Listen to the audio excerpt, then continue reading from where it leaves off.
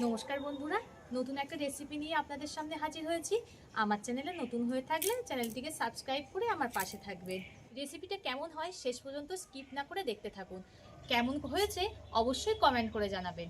তা চলুন আর কথা না বাড়িয়ে ভিডিওটা শুরু করা যাক। এখানে দেখুন আমি শীষ পালং নিয়ে নিয়েছি। পালং শাকটা দেখুন কতটা মোটা, গোড়াটা দেখেই হয়তো বুঝতে পারছেন কতটা মোটা। এবার পালং শাকটাকে কেটে নেব। এই পালং শাকগুলোকে কেটে নেব। প্রথমে এই গোড়ার দিকটা বাদ দিয়ে দেবো। দেখুন কতটা মোটা গো। এবার আমি ছোট ছোট করে কেটে নেব, একদম কচি। দেখুন পুরোটাই কচি, কত সুন্দর কচি। এই ডাঁটাগুলো একটু বড় বড় রেখে মাঝখানটা একটু হালকা চিড়ে দেব, যাতে ভেতরে খুব ভালো করে সিদ্ধ হয়ে যায়। এই ডাঁটাগুলো খেতে কিন্তু দারুণ লাগে, আপনারা একবার হলেও ট্রাই করে দেখবেন। এই পাতাগুলো আমি কিছুই ফেলবো না, পাতাগুলোও খুব কচি। এইভাবে সব পালং শাকগুলোকে কেটে নেব। পালং শাকগুলো আমার সব কাটা হয়ে গেছে। এখানে গাজর নিয়ে নিয়েছি, গাজরের দু সাইডগুলো কেটে নেব, একটু হালকা করে চেঁচে নেব। মাঝখান থেকে চিড়ে গোটা গোটা করে কেটে নেব। দেখুন আমি ঠিক এমন গোটা গোটা করে কেটে নিয়েছি।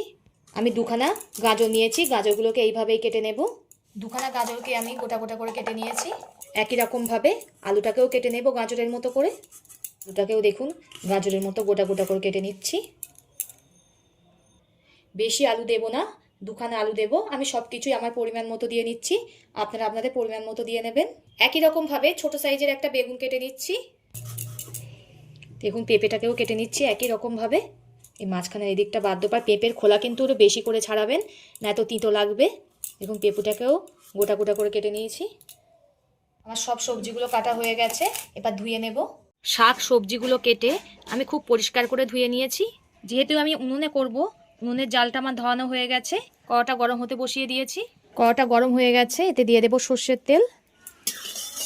তেলটা গরম হয়ে গেছে, এখানে আমি অল্প করে বিউলির ডালের বড়ি নিয়ে নিয়েছি। বড়িগুলোকে ভেজে নেব, খুব একটা বেশি ভাজবো না, একটু হালকা লাল করে ভেজে নেব। বড়িগুলো আমার ভাজা হয়ে গেছে, ঠিক এমনই ভাজতে হবে। বেশি ভাজলে বড়ির যে টেস্ট সেটা নষ্ট হয়ে যাবে। এবার বড়িগুলোকে তুলে নেব। ওই তেলের মধ্যে আবার একটু সর্ষের তেল দিয়ে দিলাম। তেলটা গরম হয়ে গেছে, এতে দিয়ে দেবো অল্প করে 5 ফোড়ন। ফোড়ন থেকে সুন্দর একটা মিষ্টি গন্ধ বেরালে এর মধ্যে দিয়ে দিতে হবে যে সবজিগুলো আমি কেটে রেখেছিলাম, সেগুলো সব একসঙ্গে দিয়ে দিলাম। সবজিগুলোকে একটু লাল করে ভেজে নেব। 5-7 মিনিট মতো ভেজে নিয়েছি। দেখুন অনেকটাই ভাজা হয়ে গেছে। এবার কেটে রাখা বেগুনগুলো দিয়ে দেব, আর দিয়ে দিলাম একটা কাঁচা লঙ্কা।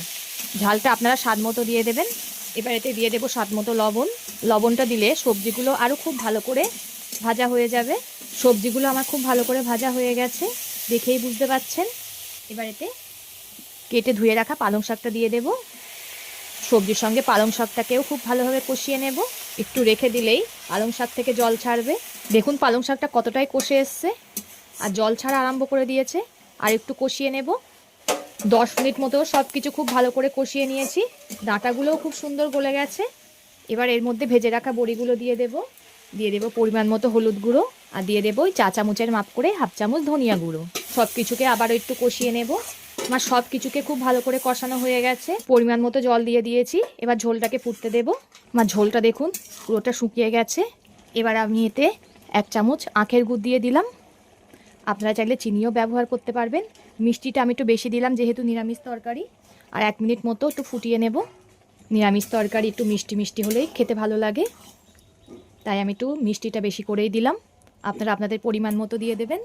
আখের গুড়টা দিয়ে 1 মিনিট মতো ফুটিয়ে নিয়েছি, আমার হয়ে গেছে। এবার নামিয়ে নেব। দেখেছেন তো খুব একটা বেশি মশলার ব্যবহার করলাম না, কিন্তু খেতে কিন্তু দারুণ লাগে। একবার হলেও বাড়িতে ট্রাই করে দেখবেন। তো ভিডিওটা ভালো লাগলে লাইক ও শেয়ার করে দেবেন, কমেন্ট করে জানাবেন আপনাদের মতামত।